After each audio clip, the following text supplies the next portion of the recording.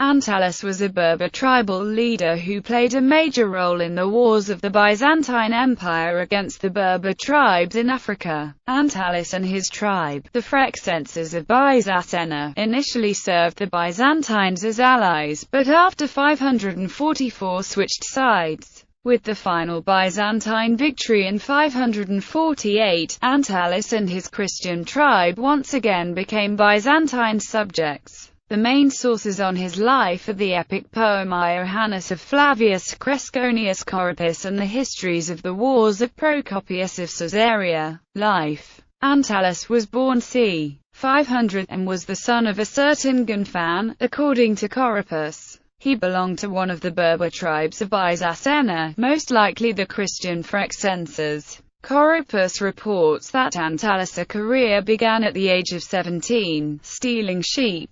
He soon gathered followers around him and became a brigand, fighting against the Vandals. By 530, he had become leader of the Berbers in Byzacena, and in the same year led them to a decisive victory against the Vandals. Following the Vandalic War and the capture of the Vandalic kingdom by the Byzantine Empire, Antalas became an ally of the empire, receiving subsidies and supplies in exchange. In 543, however, a revolt broke out among the Berbers of Byzacena, which resulted in the execution of his brother Gwarizela and the cessation of the subsidies by the Byzantine governor, Solomon. This treatment alienated Antalas, and when the Luati rebelled in Tripolitania in the next year, he and his followers joined them. The united tribes inflicted a heavy defeat in the Battle of Cilium, where Solomon himself was killed. With the death of the capable Solomon, his nephew Sergius, whose arrogant treatment of the Luati had prompted their rebellion in the first place, was appointed governor in Africa. Stotzes, a renegade Byzantine soldier who had led an unsuccessful rebellion a few years earlier, now joined Antalas from his refuge in Mauritania. Antalas wrote to the Byzantine Emperor, Justinian I, asking for Sergius' dismissal, but in vain. Justinian only dispatched the patrician Ariobindus in early 545 to share command with Sergius. But both were militarily incompetent and spent their time bickering with each other. While Sergius remained inactive at Carthage, Antalas and Stotzes led their troops north and managed to trick Himerius, the commander of Hadrumetum, into leaving the town with his troops and rendezvous with another Byzantine commander, John. Himerius fell into the trap, and while his soldiers mutinied and joined Stotzes, he was forced to betray Hadrumetum to save his life.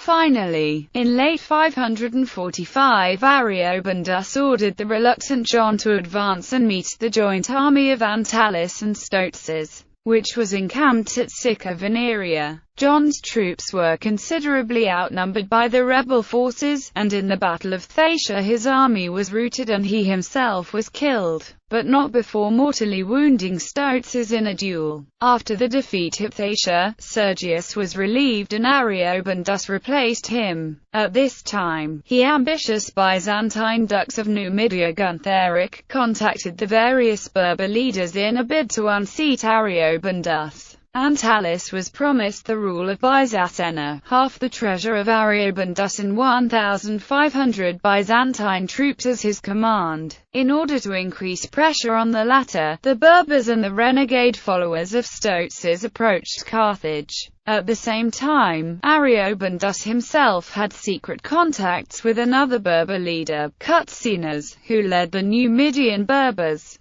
and who had promised to murder Antalas once battle was joined, a plan that Guntheric revealed to Antalas. In the event, due to Ariobindus' timidity, a battle was averted, and in March Guntheric seized Carthage and murdered Ariobindus. Guntheric, now master of Carthage, refused to honor his agreement with Antalas, and the latter withdrew his men into Byzacena. There, in an effort to reconcile himself with the emperor, he contacted the dux of Byzacena, Marcentius, who had fled to an offshore island, proposing to make common cause against Guntheric. Guntheric sent an army under Cutsinus and Artabanes against Antalas and defeated him. Gunderic himself was murdered soon after by a conspiracy headed by Artabanes, and Carthage and the army returned to the empire's allegiance. Justinian now sent an experienced soldier, John Trogleater, to impose order on the troubled African provinces. Gathering his forces, Trogleater marched out of Carthage into Byzacena. Antalas sent an embassy to the Byzantine general, but the latter rejected his demands and imprisoned the envoys. Shortly after, he sent an emissary of his own, who placed Antalas before the choice of battle or immediate submission. Antalas refused, and the two armies confronted each other somewhere in Byzacena in late 546 or early 547. The battle resulted in a crushing Byzantine victory. The Berbers suffered heavy losses, and the battle standards lost at Cilium were recovered by the Byzantines. In the summer, however, Antalas joined the Berbers of Tripolitania and inflicted a heavy defeat on Trogleater at the Battle of Marta. After their victory, the Berbers raided even to the outskirts of Carthage itself. In the next year, Antalas again joined the Tripolitanian Berbers, under their leader Carcasan, when they invaded Byzacena. In contrast to the impetuous Carcasan, Antalas advocated a more cautious scorched-earth tactic when Trogleater marched forth to meet them. Nevertheless, when the two adversaries met later in the summer in the Battle of the Fields of Cato, the result was a decisive Byzantine victory. Carcasan fell, and the Berber revolt was crushed as Antalas and the surviving leaders submitted to Trogleater. Nothing further is known of him after that.